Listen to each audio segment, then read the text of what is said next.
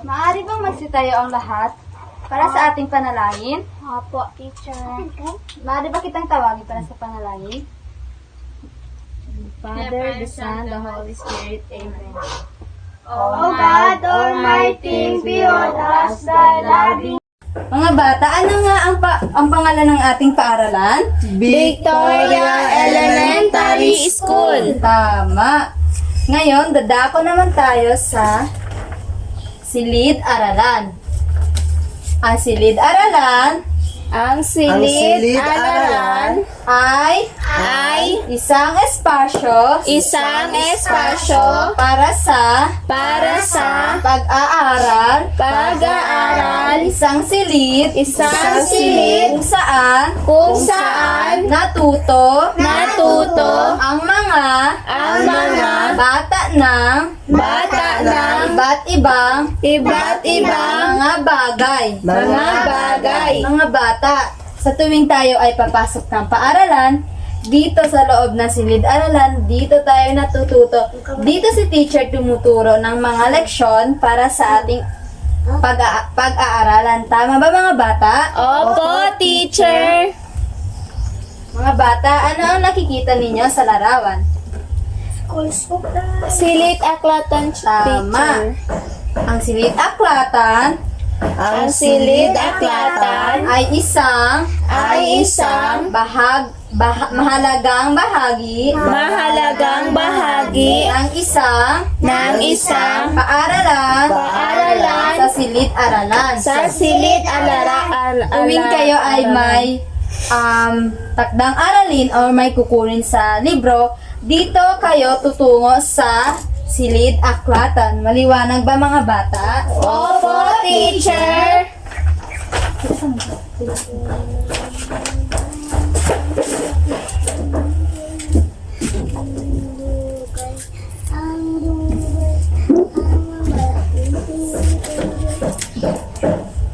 Sunod naman, ano yung nakikita niyo sa larawan mga bata? Sa computer room, tinuturuan ang mga bata sa paggamit ng computer. Balang araw, mga bata, kapag kayo ay nakatungtong na sa sekundarya, dito nyo lang magagamit yung computer room kung paano ito gagamitin. Malinaw ba mga bata? Opo, teacher.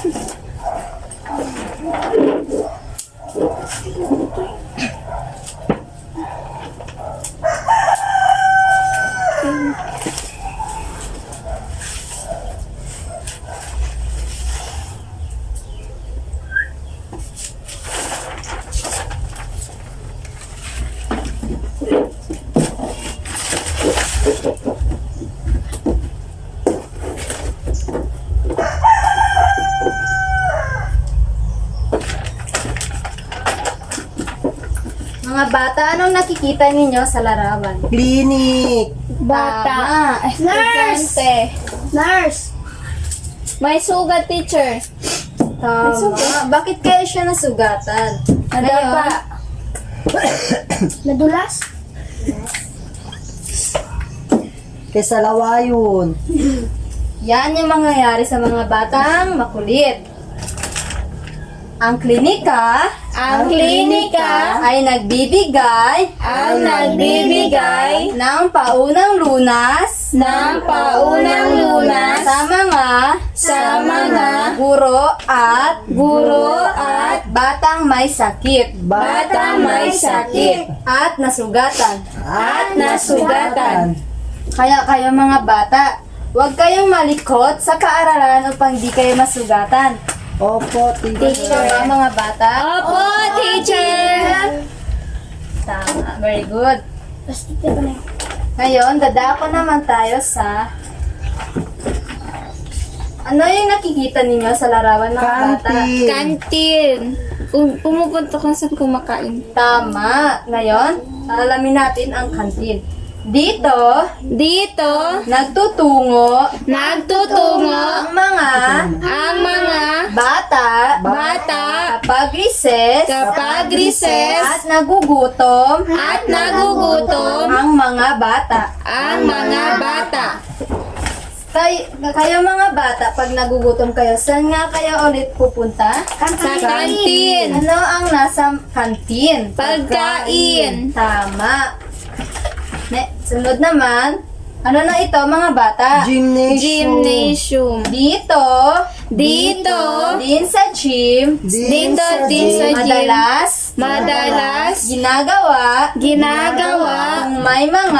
kung may mga seremonyas ang ating paaralan. Sa tuwing may seremonyas sa ating paaralan or flag ceremony, dito tayo pumupunta para sa ating flag ceremony araw-araw. Di ba mga bata? Opo, teacher. Ngayon, dadako naman tayo sa pagsasanay. Uli. Diba ihanda ang inyong mga kwaderno at sagutan ito.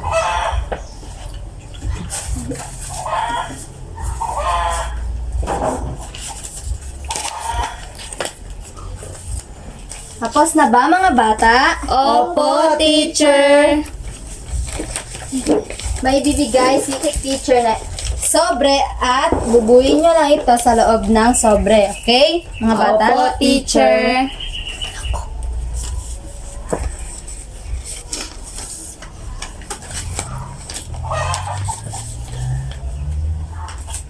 Tapos na ba mga bata? Opo, teacher.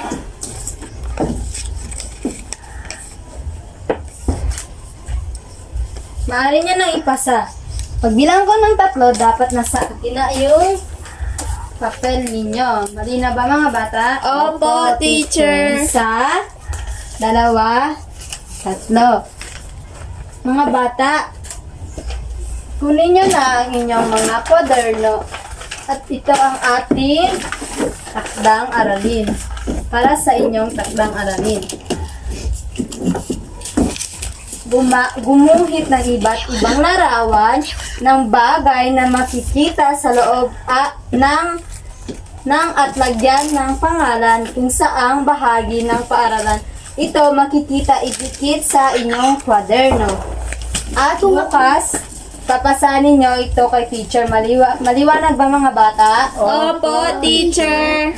Ngayon, bibilangin natin kung sino ang nanalo. Pangkat 1, magbilang tayo mga bata. 1, 2, 3. Ang pangkat 1 nakakuha ng 3 puntos. Yay! Tungo naman tayo sa pangkat 2.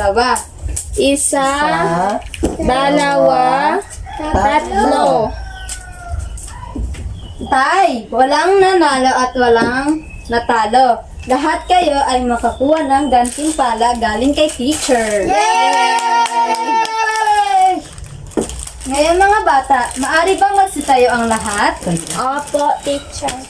Paalam na mga bata. Paalam na po, teacher. Okay.